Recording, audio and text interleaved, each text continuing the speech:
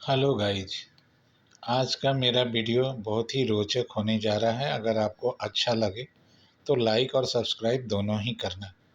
मेरा वीडियो आज आपको डबल फेज स्टेबलाइज़र के बारे में होगा। वैसे तो आप जानते हैं कि जो भी ट्रांसफार्मर बनता है या तो स्टेप अप होता है या स्टेप डाउन होता है। तो स्टेप अप ट्रांसफार्मर में क्या होता है कि वोल्टेज को नीचे से बनाया जाता है, कम वोल्टेज से उसको 220 तक बनाया जाता है। 220 240 तक जाता है, लेकिन उसको हम एक किट के द्वारा हम अपने मन के हिसाब से वोल्टेज को प्राप्त करते हैं, जिसके कारण हम उसे ऑटोमेटिक स्टेबलाइज़र बोलते हैं।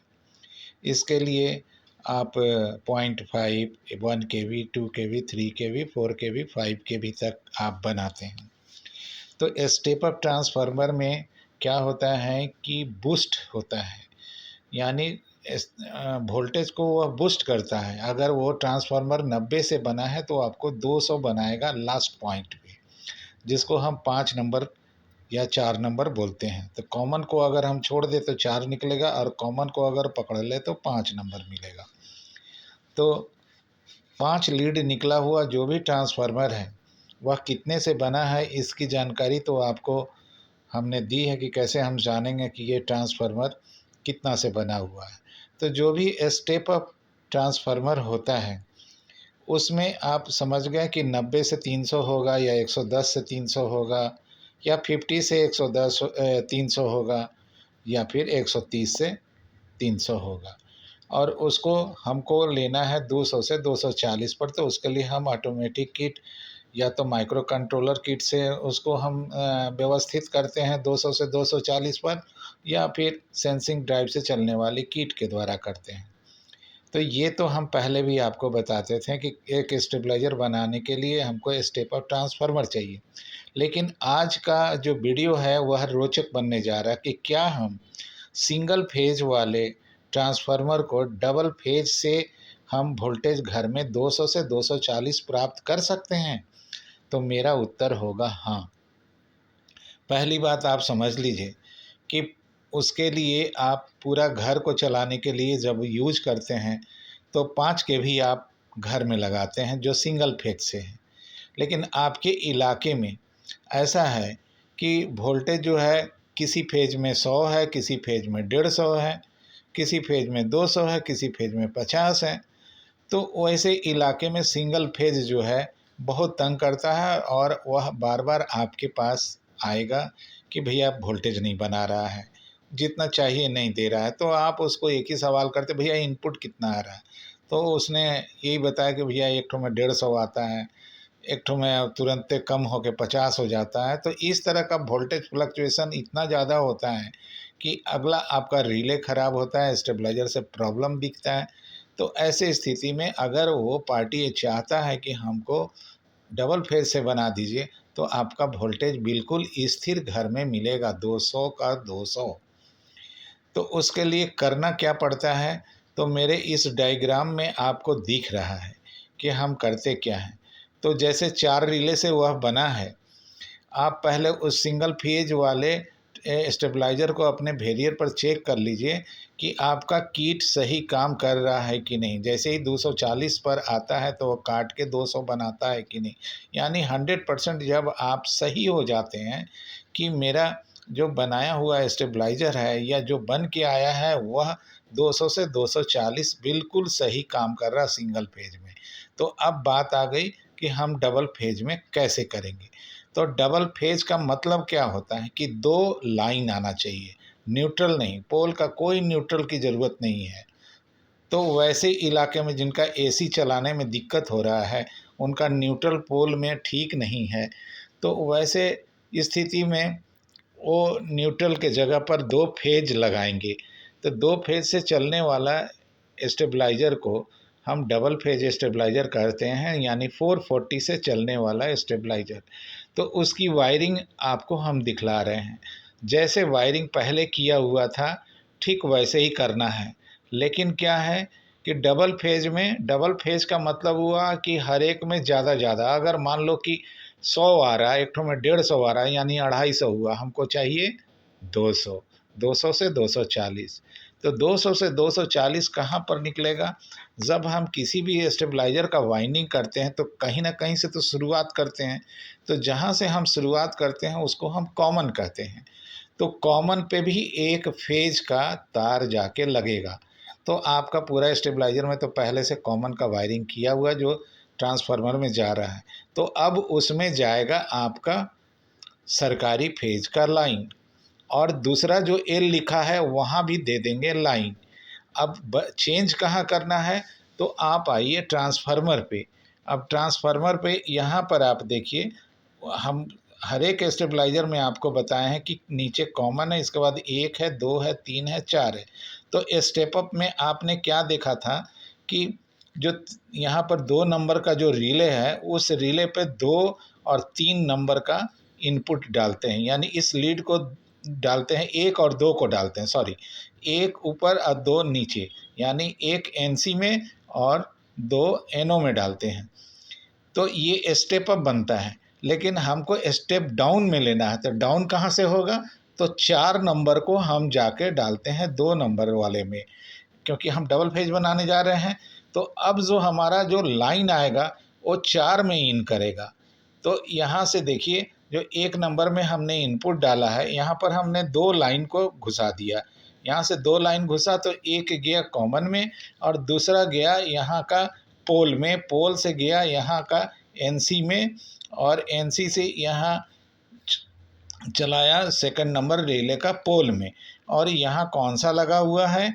आपको 4 नंबर, यानी ऊपर में, यानी बाइंडिंग जहाँ हम लास्ट करते हैं उसमें हम एनसी को ले जाते हैं और उससे नीचे वाले तार को हम एनओ में ले जाते हैं। अब यहाँ पर से जो वोल्टेज बनेगा वह क्या होगा? जो यहाँ पर वोल्टेज बनेगा वो आपको आउटपुट मिलेगा कहाँ से? 1 और 2 से, यानी नीचे से, एकदम जड़ से, यानी जो कॉमन दिए कॉमन के बाद वाले जगह से ये निकलेगा, इस जगह से। तो आपको डाउन में मिलेगा, बहुत डाउन करके मिलेगा। तो यहाँ पर आपको 200 मिल जाएगा। तो इसी तरीके से यहाँ पर आप देख रहे हैं कि 1 नंबर पर आ गया आपका, जो वोल्टेज 4 में पैदा हुआ वो 1 में आया। इसके बाद आपका किट काम करना शुरू करेगा, ज़्यादा बढ़ेगा तो कटेगा, फिर 3 से पैदा करेगा, फिर 1 और 2 पर आएगा। इसी तरीके से एक समय आएगा जब 440 वाला मामला हो जाएगा, दोनों जगह से 2-200 हो जाएगा।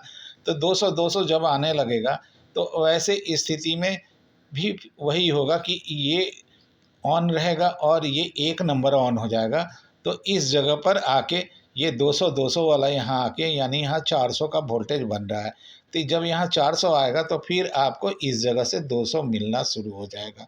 तो इस तरीके से हम डबल फेज का स्टेबलाइज़र का बनाते हैं।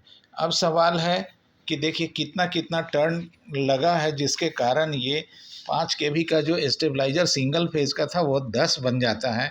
उसका वजह यही है कि 0 से 130 टर्न जो हम डालते हैं 14 नंबर स्टैंडर्ड वायर गेज के द्वारा डालते हैं।